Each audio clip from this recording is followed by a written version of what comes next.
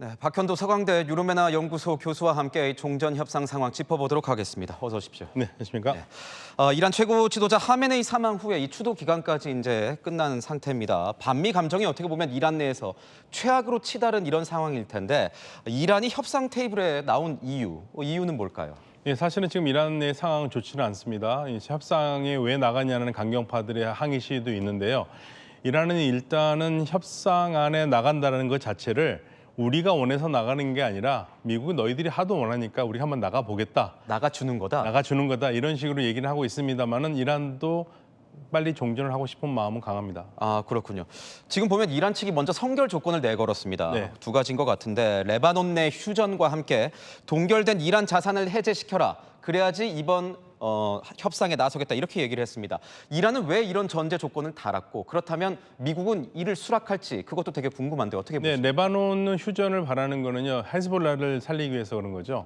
헤즈볼라를 살리기 위해서 연결돼 있는 거기 때문에 헤즈볼라에 대한 공격을 계속하면서 휴전을 하자는 건 말이 안 된다 하고서 얘기를 하고 있는데 지금 뭐가 꼬였냐면요. 이란은 레바논의 휴전의 조건을 걸었잖아요. 네. 근데 그 말이 나오자마자 레바논의 총리가 나하프 살람 총리가 레바논을 대신한 세력은 아무도 없다. 레바논에 관련된 휴전은 레바논 정부만이 할 수 있다는 얘기를 했어요. 네. 그러면서 이스라엘이 공격을 합니다. 어허. 그러니까 이게 지금 약간 꼬인 상태고요. 동결 자금 얘기는 지금 나오는 이야기가 60억 달러를 미국이 풀어줬다는 얘기가 있어요. 아직까지 미확인인데 그러니까 그 돈이 갔기 때문에 움직였을 가능성이 있어서 그거는 저는 제 생각에는 60억 달러는 간 것 같다는 생각이 들고요. 레바논도 휴전까지는 성공 못했지만 트럼프 대통령이 공격을 중지하라고 그래서 자제하라고 그래서 약간 자제한 상태. 그러니까 협상 테이블까지 오는 것까지는 일단 성공한 것 같습니다. 헤즈볼라가 그렇게 이란에겐 중요한 존재인가 보고. 그럼요. 헤즈볼라는 이란이 만든 존재고요. 헤즈볼라는 왕관의 보석과 같은 존재입니다. 이란이 만들었습니다. 그렇군요. 네. 이란이 제안한 것 그리고 미국이 제안하고 있는 것 여러 가지가 있습니다. 그런데 아마 핵심 문제는 핵일 것 같습니다. 이 핵 문제 과연 이란과 미국이 협상에서 합의를 이룰 수 있을까 궁금한데요. 이란 같은 경우에는 이 핵 놓치지 않을 것 같거든요. 어떻게 보십니까? 결국엔 이게 두 가지 문제거든요. 우라늄 농축 60%된 거를 440kg 정도를 미국한테 넘기느냐 안 넘기느냐. 네. 미국은 달라고 그러고 이란은 희석을 하겠다는 얘기고요. 보는 앞에서. 그리고 또 하나는 우라늄 농축을 이란에서 할 수 있느냐 없느냐 그거를 두고 얘기를 하는데 네. 미국은 절대 안 된다는 거고 이란은 지난번에 전쟁 나기 전에 마지막 회담에서 무슨 얘기를 했냐면 비축하지 않겠다. 예. 우리는 농축한 게 비축한 게 문제잖아요. 네. 낮은 수준이라도 비축하지 않겠다. 이걸 가지고 오만 대표가 뭐라고 그랬냐면 이거는 오바마 때도 하지 못한 트럼프 대통령 때 할 수 있는 업적이라고 얘기까지 했는데 미국이 안 받은 거거든요. 결국에는 그 수준에서부터 시작하지 않을까 생각합니다. 그렇다면 미국이 내걸 수 있는 조건 같은 건 뭐가 있을까요? 그 생각나는 건 불가침 조약 같은 거를 혹시 근데 사실 내건다면. 불가침 조약은요. 이란이 원하고 있긴 하거든요. 근데 저는 불가침 조약에는 별 의미가 없다고 생각해요. 불가침 조약이 되려면 상대가 힘이 좀 강해야 됩니다. 서로. 네.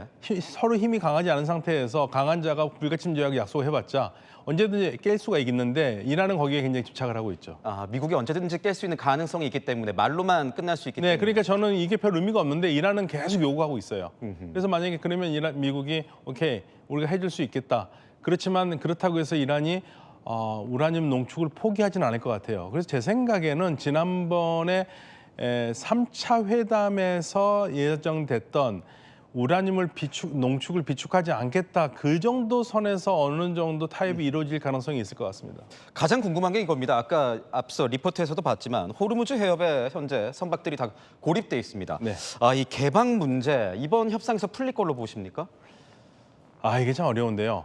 미국은 일단은 이 부분들을 인정하고 들어온 거거든요. 회담을 하기 위해서요.